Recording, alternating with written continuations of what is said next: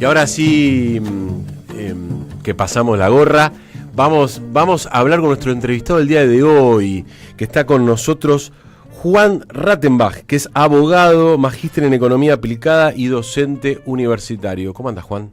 Bien, acá estamos, en la trinchera. También agrego que soy trabajador del Museo de Malvinas. Y nada, acá defendiendo los pagos de uno, que es Malvinas, Tierra del Fuego. Así que nada, cuando Nicolás tuvo la idea de invitarme, primero quería agradecer la invitación. Y siendo un lunes ya no sé ni qué hora es, la verdad, pero nunca hay horarios para defender a la patria. Siempre lo aclaro. Y si el mensaje que me mandan por el teléfono es por Malvinas, así sea en las 10 de la noche, lo contesto. Me encanta porque hoy hablamos de revoluciones y hablamos con Nico de traer a Juan, que es uno de los que más sabe, así te vendió acá el señor, los que más sabe de Malvinas y nosotros necesitamos producir en algún momento esa revolución que va a ser para la Argentina. Así que sería mi primer pregunta. ¿Qué implicaría volver a recuperar Malvinas? Porque tanto se habla de cómo, y vamos a hablar de eso, o qué implicó, qué vínculo tiene con nuestro territorio, y cuestiones que son muy importantes, pero ¿qué revolución implicaría recuperar Malvinas? Si yo lo traslado a hoy, que es nuestro espacio temporal que nos tocó vivir... Sí, mañana te dicen, che, podemos ir a Malvinas, que es nuestra de vuelta. Ah, no, pero eso ya se hace, eso ya se está pensando. ¿Pero qué implicaría económicamente, socialmente recuperarla? Y sería levantar diríamos, el perfil de la Argentina. Imaginemos, o sea, ya me estás preguntando el final, ¿no? Sí. El spoiler. Claro, el spoiler. querés que te adelante la todo, película. pero bueno, si querés que te lo adelante, no tengo ningún problema. Imagínense lo que sería América del Sur, o incluso para pensar Argentina y Chile, no separados por la cordillera, sino unidos por la cordillera nos une. Chile proyectándose hacia el Pacífico, hasta la isla de Pascua, o Rapa Nui, llámenla como quieran, y nosotros de acá, con control efectivo, hasta la Sándwich del Sur. Es un descontrol total. Es un descontrol total porque si encima le sumamos lo que ya existe, que es los reconocimientos recíprocos de soberanía en la Antártida, y este concepto de Antártida Sudamericana, ¿ustedes se imaginan lo que sería eso? Es el fin de las hipótesis de conflicto y un continente de paz. Un continente de paz, pero más allá de un continente de paz, es un continente que ya empieza a tener una relevancia en la política internacional, que en realidad, sí, son cosas que yo soy muy prudente decirlo en público, pero bueno, ya que tiraste la pregunta, no voy a esquivar las balas, vamos de frente. El guión que nos va a tocar visualizar en este siglo XXI, ya lo escribió el Papa.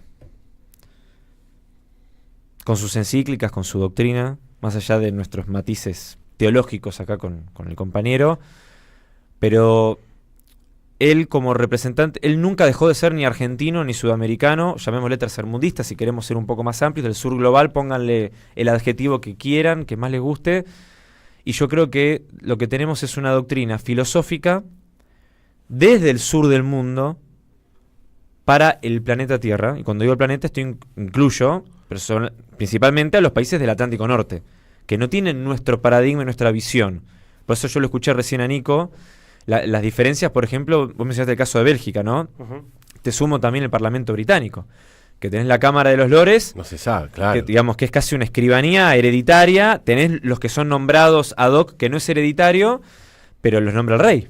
Totalmente. Entonces, el rey termina determinando una de las dos cámaras. Una teocracia. Sí, lo digo claro, porque después Pero es eso interesante eso, porque después en Twitter, en las redes, salen lo que yo llamo las viudas de la reina Isabel, ahora las viudas del rey Carlos, que cuando decís que el Reino Unido es una teocracia, se ponen nerviosos. Eso es central. Cuando uno es de apasionado, ustedes son especialistas en el tema, pero que no sé cuál fue la serie que vi inglesa, y flashé con esto, fui a buscar y dije, loco, estos tipos hablan de democracia, no tienen una democracia, ¿de qué están hablando? No son una democracia. No, para nada. Bueno, volviendo, porque vos empezaste por el final y me encantan las películas que empiezan por el final.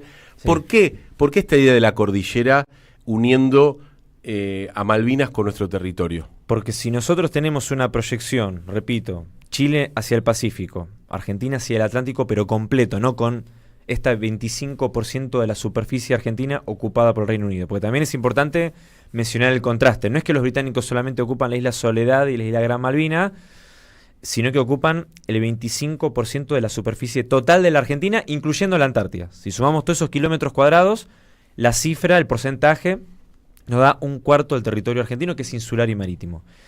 Si Argentina tuviera esa proyección total, sumando la proyección total que ya tiene Chile en el Pacífico, generaría un reordenamiento de cara a la Antártida, y si eso le sumamos Perú, para seguir la línea del Pacífico, Uruguay y Brasil, ya está. El continente para mí Sí, la Antártida es el Mercosur. Impresionante. Ahora, algo que siempre me quedó grabado y quiero ratificarlo, cuando hablamos de Malvinas, me han explicado que lo importante por ahí no tiene que ver con el petróleo, no porque no lo tenga, sino también por el comercio del pescado. Sí, la pesca. La pesca es muy importante, digo, y eso no lo dimensionamos comercialmente, ¿no? De la importancia que puede tener para nuestra economía.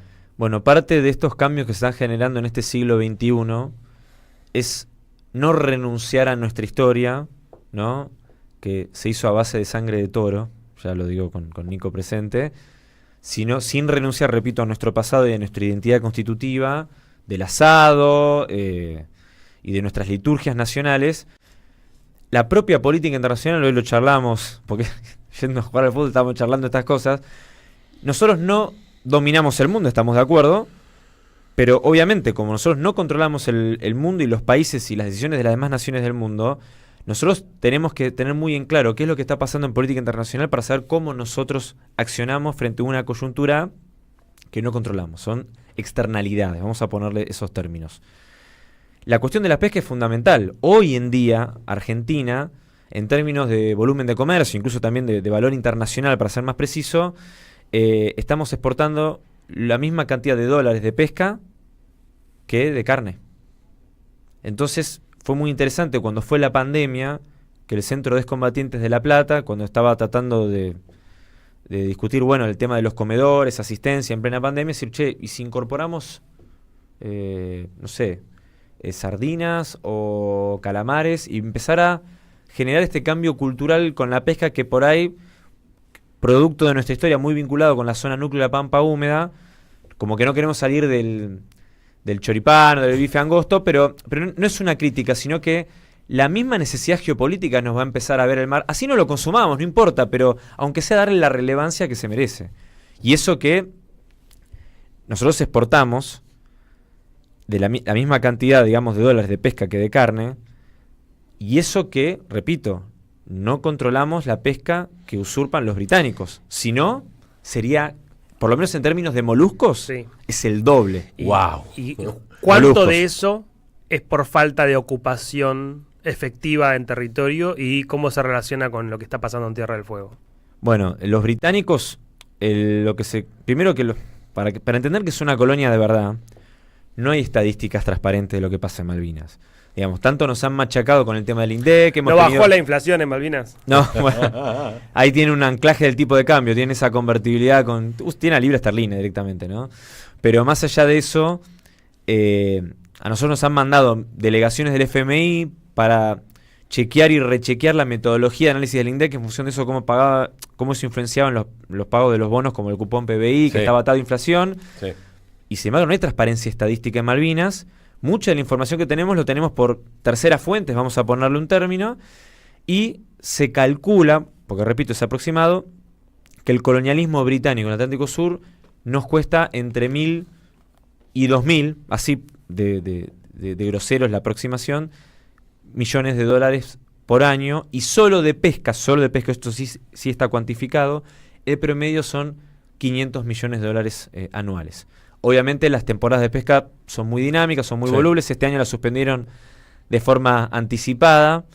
No se sabe por qué, si es una cuestión de reproducción natural de los cardúmenes de calamar, o que, bueno, este año, ironía o no, vamos a tener un récord de pesca de lo que controlamos efectivamente, y por lo menos en esta temporada que viene de estos primeros 6 meses la suspendieron anticipadamente.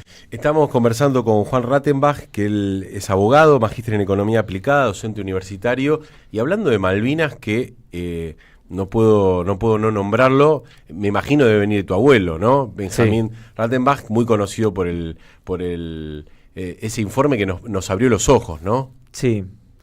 Sí, ese es un informe que se crea al final de la dictadura con el objetivo... A ver, para que se entienda, el informe Rattenbach es como si fuera el dictamen de un fiscal o del Procurador General de la Nación. Es decir, recomienda penas pero no las ejecuta. El órgano que las ejecutaba era el Tribunal Militar de la Nación, ¿no?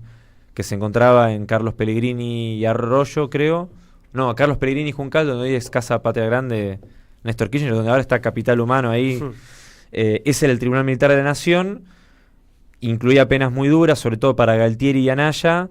Y después el Tribunal Militar de la Nación, ya en los 80, les atenuó las recomendaciones de la pena. Y después cayeron los indultos del 89.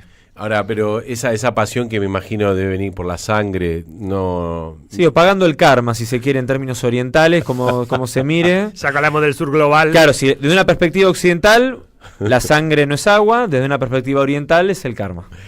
Pero recién Nico hacía referencia a Tierra del Fuego, que es noticia estas semanas por esta acción que toma el gobierno, y la verdad que una situación de un pueblo como Tierra del Fuego que ve caer sus posibilidades de trabajo, y eso implica despoblar un territorio.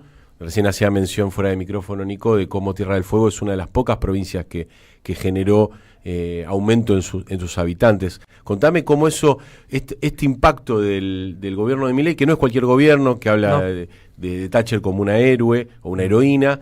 Esta medida económica en realidad también tiene un trasfondo malvinense. Sí, a ver, totalmente. Primero que la provincia es Tierra del Fuego, Antártida e Isla Atlántico Sur. Malvinas forma parte de una misma provincia con Tierra del Fuego y la Antártida.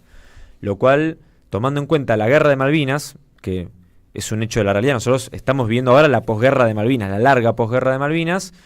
Los británicos pasaron de ocupar las islas y 200 millas de mar alrededor de cada isla, y en términos geopolíticos la Argentina se replegó en dirección continental. Y ya que estamos acá en esta zona, con el pañuelo de las madres y cerca del Congreso, un poco también lo que estamos proponiendo es una reinterpretación de los 90, no anulando las anteriores. ¿Y a qué voy con esto? Permitime este pequeño paréntesis. En la campaña del 99 se creía que el problema no era el modelo económico, sino la corrupción. Entonces de la Rúa era convertibilidad sí, corrupción no. Claro. Después vino el 2001 igual, era un desenlace inevitable, y Memoria del saqueo de Pino Solanas vino un poco a querer ordenar y armar una cronología y decir, fue un modelo lo que desembocó en el 2001, no era solamente la corrupción de las privatizaciones, etcétera. Lo que estamos tratando de incorporar como metodología de análisis de los 90 es entender el 2001 como el desenlace de media duración de una larga posguerra de Malvinas. Y entender a los 90 no solo como una mera traición de un candidato que en su apariencia era una invocación de Facundo Quiroga en 1989, sino entender que todo lo que pasó fue una economía de posguerra. Porque no es que ¿qué es una privatización? Cuando una empresa de bien público, de dominio público, pasa a estar administrada por capitales privados. Lo que pasó en los 90 fue una descapitalización. Es como si la guerra y la destrucción hubiera continuado en el continente después del 82. Lo mismo pasó con el servicio militar obligatorio y la desmilitarización de la Argentina. Obvio. Pensando en lo que charlábamos sobre la Revolución de Mayo y los números en armas, no es casual que vos lo que busques es que un país como la Argentina, con una extensión territorial que es la octava más extensa del planeta, no tenga soldados. Claro. Fierros. Y aún suponiendo que, porque el servicio militar obligatorio es un paréntesis que merece un debate, un seminario aparte, Carrasco. Pero más allá de eso, objetivamente hablando, la defensa se redujo. Es decir, vos sin la necesidad de reinstaurar el servicio militar obligatorio, vos redujiste de forma significativa tus elementos y tus medios de defensa, de forma estructural, digamos, ¿no? Y ahora voy con la Tierra del Fuego porque está vinculado con este tema. En este escenario geopolítico, Tierra del Fuego se ha convertido naturalmente en la joya geopolítica de la Argentina, porque es el lugar geográfico planetario más próximo a la Antártida Y a las Malvinas. y a las Malvinas. Río Grande está a menos de 600 kilómetros, está más cerca que Río Gallegos. Más allá que Río Gallegos lo vemos como una línea recta en términos de latitud y longitud, pero Río Grande está más cerca, ¿no? Porque, por la duda la aclaro, no somos terraplanistas, digamos, ¿no? El planeta es un geoide, ¿no? Por eso Río Grande está más cerca de Malvinas que Río Gallegos. Sí, vale la aclaración porque hay gente que se confunde. No, por eso lo aclaramos, es un geoide que algunos hacen el parismo, no es una naranja, sería una mandarina porque se achata en los polos, bueno, en fin, Está conversación con de geografía. Pero Ushuaia y la isla de Tierra del Fuego está a pocos kilómetros de la Antártida relativo a otros espacios logísticos antárticos, por ejemplo Hobart de Australia, ¿no? Sí. Entonces es un lugar privilegiado Y la 19640, que es el régimen de promoción económica de Tierra del Fuego, tenía por objetivo justamente poblar Tierra del Fuego, que es uno de los lugares más sensibles de la geopolítica argentina. Y vos fíjate que si bien la ley es de Lanús, es del 72, hubo muchas cuestiones transicionales de Lanús a Perón, a Luar, por ejemplo. Ahí estaba Helbar detrás, ¿no? O sea, hay una continuidad ahí.